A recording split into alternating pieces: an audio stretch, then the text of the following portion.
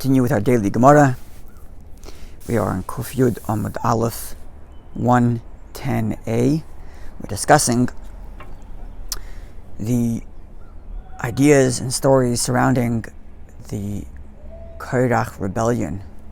So, refresher: Korach, of course, is the Levite who, in his jealousy over the hierarchy of leadership of Moshe, Aharon, Kohanim, priests, Levites, and he sought to abolish that.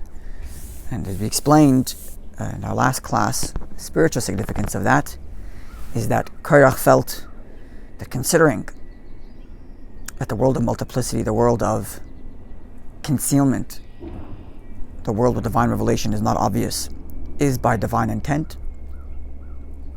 and that in that itself godliness lies, and indeed eventually when Mashiach comes, we will experience that. Korach sought to abolish a hierarchy of essentially divine experience and divine revelation, and that Levites are closer, Kohan closer still, Aharon and Moshe, in stating that all is holy, Kulam Kadoshim, all is holy, even that which seems to the eye to be a place of concealment. And he's right in that godliness is invested and embedded in everything, even where there's concealment. However, his mistake was that the only way to access the godliness within the places of concealment is through connecting to this hierarchy of divine revelation provided by leaders such as Moshe, Aaron, priests, leaders, etc. The story we had yesterday in the last class was one of the people listed in the verse as joining Korach is Oin ben Peles, and the Gemara told us that Oin's wife succeeded in convincing him to leave Korach's camp. And what she argued was, Korach is arguing for equality, but at the end of the day, he's really seeking to be the leader of this equality. So Moshe wins, you're second to him, and if Korach wins, you're also second to him. So what have you gained, really? There's always going to be this hierarchy, even as one is claiming to espouse equality. And the way she got him out of it, and this is interesting because it's going to connect with the next story, is that she tells him, well, we know that the people who follow Korach are holy. They follow the laws of modesty. So she gave him to drink. She gave her husband Un to drink. He fell asleep, and she sat outside his tent, exposed hair, immodestly, as it were, provocatively. And the people of Korach who came by, seeing her immodest, stood back, stay away. And thus, while they went down and swallowed by the earth and going down this path of rebellion, Oin was left sleeping and missed the whole party, to his great merit. Now, the Gemara tells us a story of another wife, the wife of Korach, who convinced him to take on the rebellion. Here's the story. So it's Kuf Yud Amud Aleph 110a.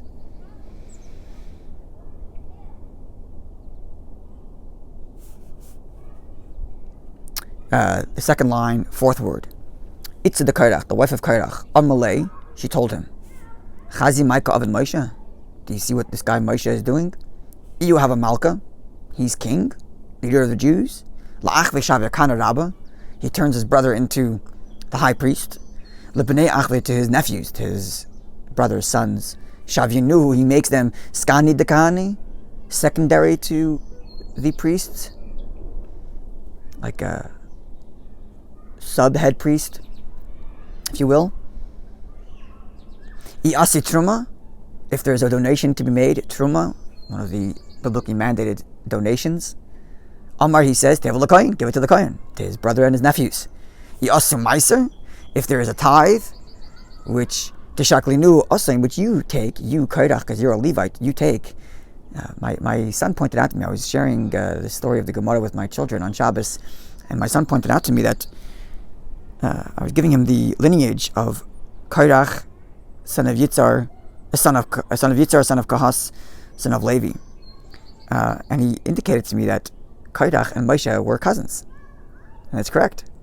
right? Moshe comes from Amram, comes from Kahas, so does Korach come from Yitzhar, son of Kahas. They're second cousins. So she tells him, you, which get Meiser, you get the tithe as a Levi. Amar, Moshe says, Havu chad miyud l'kohen. Take 1/10 of that and give it to the kohen. It's a gift that the Levites get after they get their tithe. They give a portion, 10% to the kohen. So he has this system set up where he's enriching his brothers. V'oid, moreover, and here's the interesting part in this connection to hair. V'oid, additionally, she says to her husband, Korach, the guy is lemezaychu. He makes you shave your hair. This was this was part of the process for the Kohen, for the Levites, that they had to remove all the hair from their body.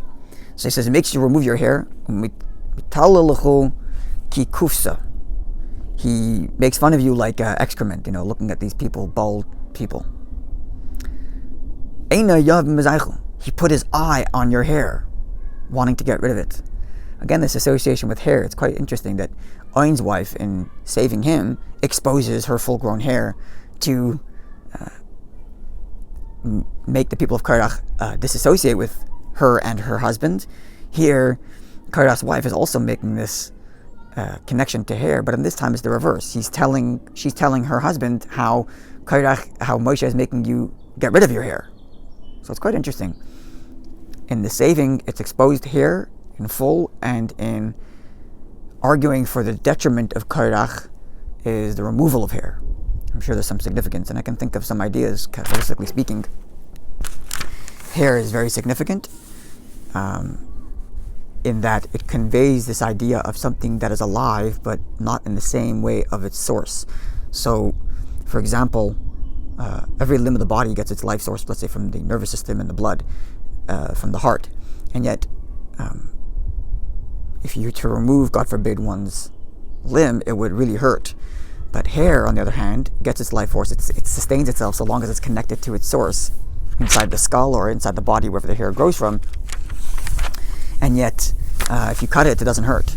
So it's kind of like this, it conveys this idea of spiritual life that's connected to godliness, but at the same time, doesn't have the same vigor as godliness itself. So it's used often as a parable in Kabbalah. So, and I'm sure I'm just putting that out there if you can think about how this might help us understand these stories, but it's just an idea. So Amar La, but Korach retorted to his wife, Ha-ihu namika of it. He's a Levi, so he's also removing all of his hair. So, he's not picking on us. Amar La, she said to him, Kivan the kula rabusa didei, because he anyways gets all the gain, because he's the leader. Amar ihu nami, he says to himself, and now she quotes a verse, Thomas nafshi and Pelishtim. Literally the translation is, let myself die with the Philistines. It's talking about Samson in his last breath of life, the famous Samson who defended the Jews against the Pelishtim, the Philistines, and when he's also connected to hair, they cut his hair, right?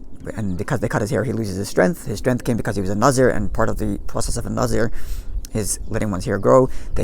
His wife, also connection to wife and hair, his wife cuts his hair, he loses his strength, the Pelishtim capture him, and when he's captured, he's being tied, and he asks God for strength for one more time, and he pushes the foundation of the building, that the whole building collapses on top of himself and the Philistines. And there he says, let myself die,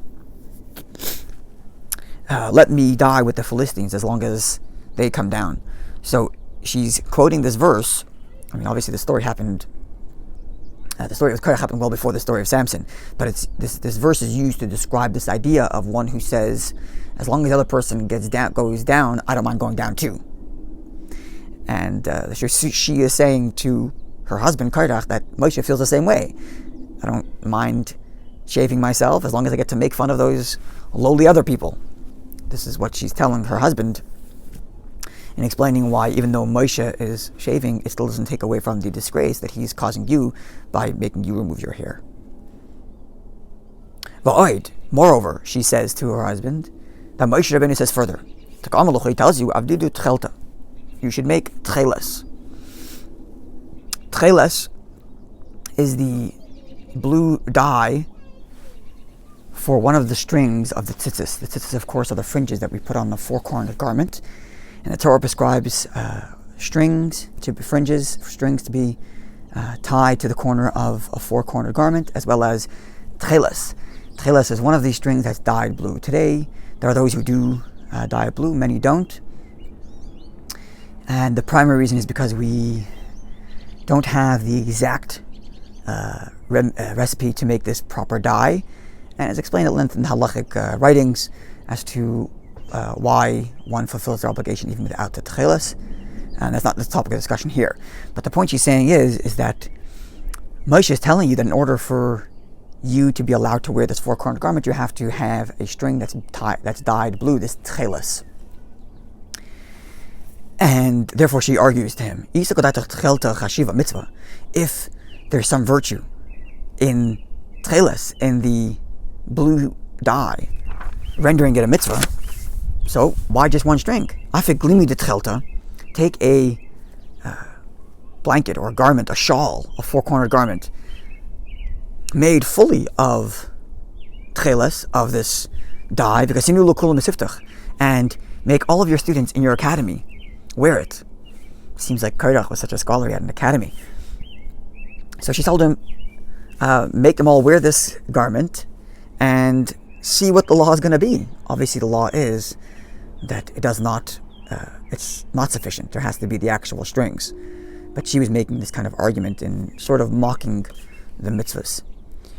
This can be connected to what we were talking about before, in that Korach's argument in seeking to remove or break down the hierarchy of that which is holier, more closer, more experience of divine revelation versus that which is not, is expressed also in this idea. There is the holy strings and then the rest of the garment, whereas she was saying, oh, it's all holy, put it all blue, make the whole thing tcheles.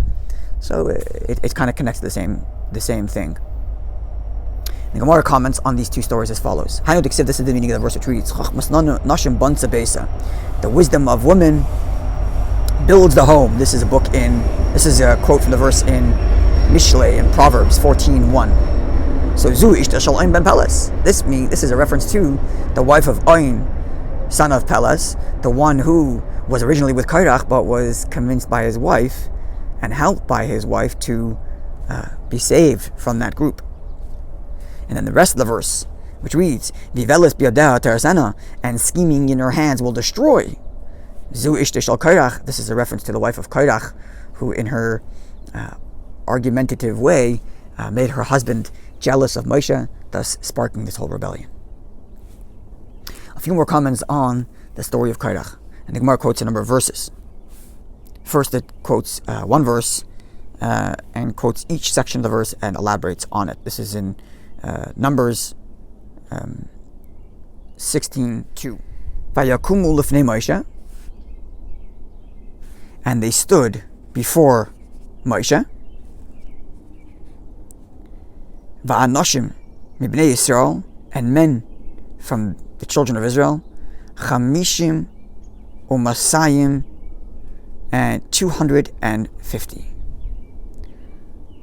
So comments. This is the verse. Comments the Gemara. Yuchadim shebeida, the unique, special ones, the leader, the singled out. It wasn't just the common folk, but it was the unique people from amongst Israel, 250 of them, who came to complain to Moshe in this rebellion. The verse continues. Kri'ei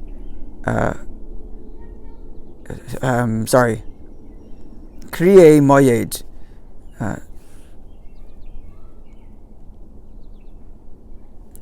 So the verse reads, those who announce the auspicious time, the holidays. So it says they were such scholars, they knew the calculations of the movement of the celestial bodies, the sun, the moon, the earth, and thus they were able to determine the beginning of the new month and knowing when to determine when there should be a leap year or not, which is a complicated mathematical system described at length in the Rambam, with a whole set of laws dedicated to this. So they were that scholarly that they were able to do this. Anshe Shem, men with names, men of repute. So it says that's a quote from the verse. comments the Gemara Shalom Shem B'chol Olam. They were well known and renowned throughout the entire world.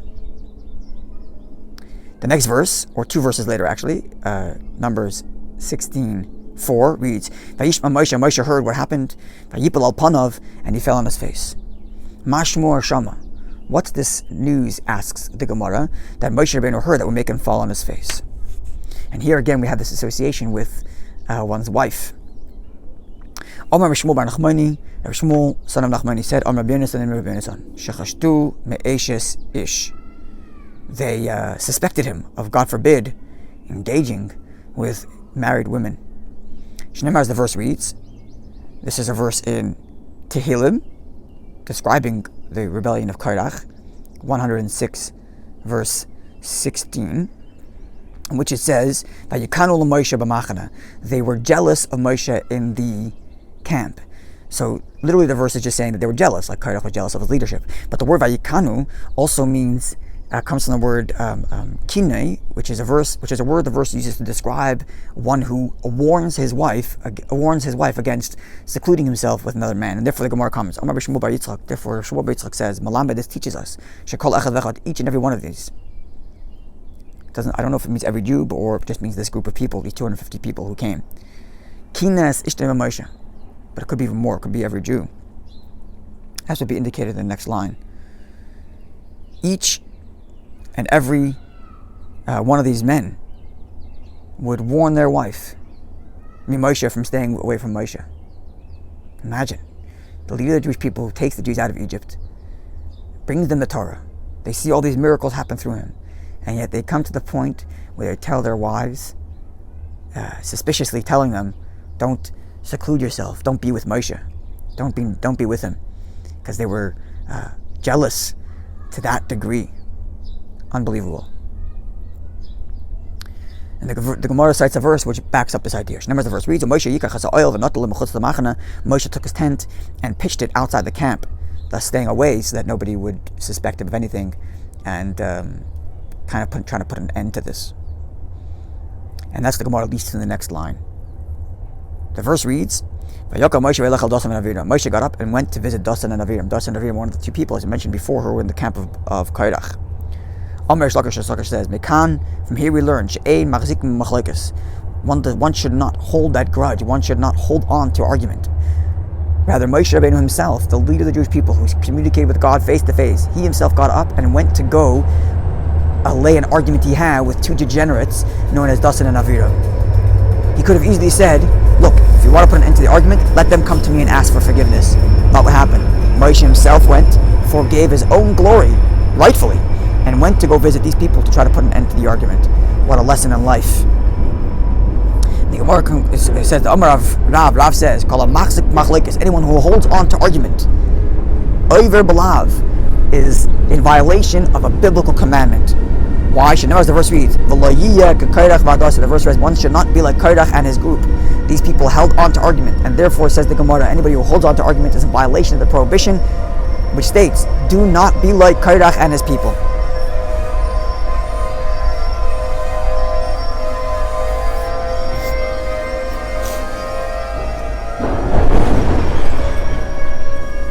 Rav Ashi says, one who holds on to argument is worthy of tzaras, one of getting the spiritual leprosy. How do we know this? The verse reads here, the same verse which we just quoted earlier, which says one should not be like Korach, concludes, one should not be like Korach and his people, as God spoke to Moses, and as God had said in the hand of Moses to him. So the word loy to him is extra. I could have just said in the hand of Moses. But this helps us understand something else. Like Siv Hasim, it says elsewhere, when Moshe Rabbeinu was first communicated with God, and God tells him to put his hand into his jacket, take it out, and it turned white like leprosy. Says the Gemara, the verse there says, "Vayomer Hashem loy." God said to him, "Oid hava yadcha b'chekach." Put your hand in your jacket, in your bosom. And the association loy to him in both verses, it teaches us that they're onto him, where the verse says that one should not be like Korach, as God had commanded in the hand of Moshe to him, is tell us that there's an association with tzaras, with leprosy. So, lots to think about and lots to learn about the importance of not holding on to arguments, not holding on to grudges. Learning from Moshe, who, was humble enough, notwithstanding the honor he deserved, to go visit his dissenters and try to put an end to dispute, especially in times like these when people are isolated at home. This is certainly a time to make that phone call to that person who maybe there was something going on between you and that person. This seems to be like this will be our last class before Pesach begins, so I want to make 2 public service announcements, or 3 actually.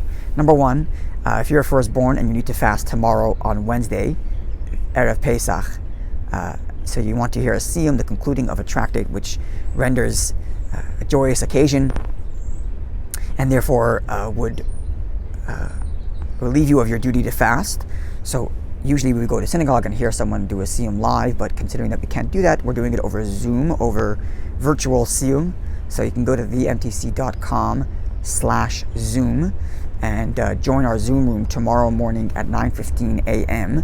We're doing a siyum, a conclusion of a tractate. That's number 1. Number 2, today, Tuesday, sell your chametz. It's an easy mitzvah. There's a biblical prohibition against owning any chametz on Pesach.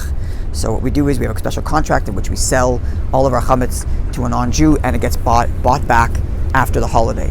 You don't have to take the chametz out of your house. You don't need to leave your house.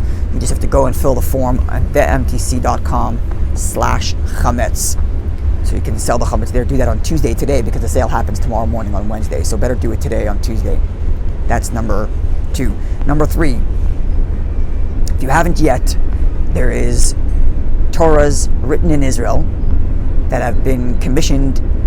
It's a project started in 1981 where the Rabbi commissioned that Torahs be written in a very unique way. And what makes it unique is that it's a Torah in which the maximum number of Jews can participate. So oftentimes you'll have one family donate a Torah, or let's say a few people get together and donate a Torah, or some people have higher honors in that they've dedicated an entire parsha. Others have other honors and then they dedicated a chapter, dedicated a verse.